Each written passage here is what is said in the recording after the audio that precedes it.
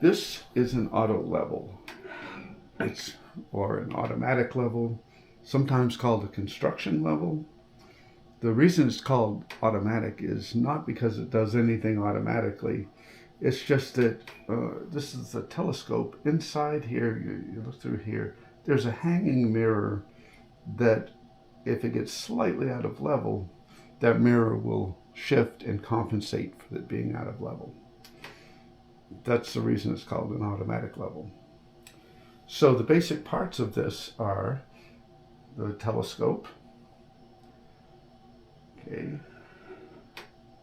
This is the eyepiece for the telescope. This can be adjusted to your eye. There are crosshairs that you'll see in here, and those should be sharp and dark. Once you adjust it once for your eye, it should be set. When someone else uses it, they'll need to readjust for their eye. Okay, there's focus.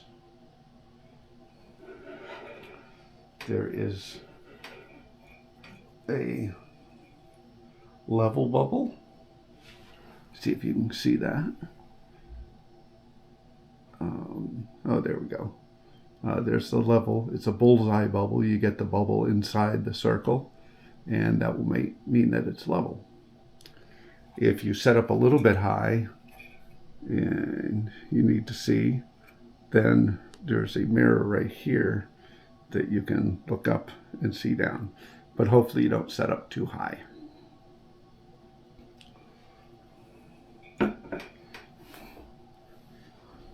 Okay, so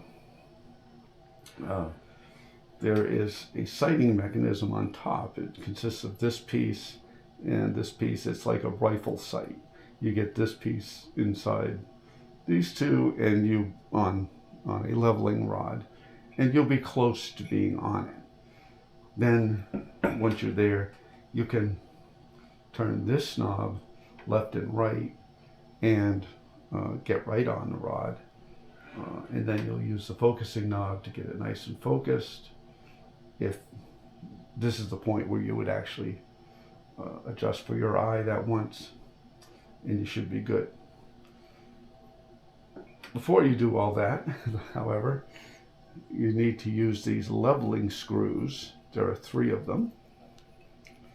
Okay, and by turning those, it moves this whole thing up and down. This one this way, this one this way, and this one this way, to get the bubble centered. When you are handling the instrument, we take it out of the box, you should have 2 points of support at all times. Of course, I violate that a little bit in this demo, but you should always try to do that. So that means 2 hands when you're walking around with it. Okay, you set it on top of the tripod. Okay, still 1 hand. You don't just like set it on top and let it go.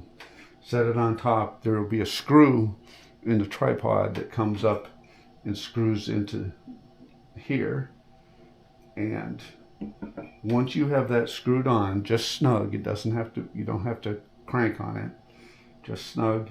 Once that's screwed on, then you can let go of the instrument. Finally, there's a lens cap that often gets lost, but I have not lost mine yet. When you're putting this away, okay, you unscrew it from the tripod, and let's see, these level screws, it's very hard to see, but most of the time they'll have a little horizontal line on the post, and you bring those screws so that it's back to that horizontal line. See, this one is right there, and there you can see that one. That ensures that you're in the middle of the adjustment for the instrument for the next time that you or someone else uses it. Also makes it fit into the case much more easily.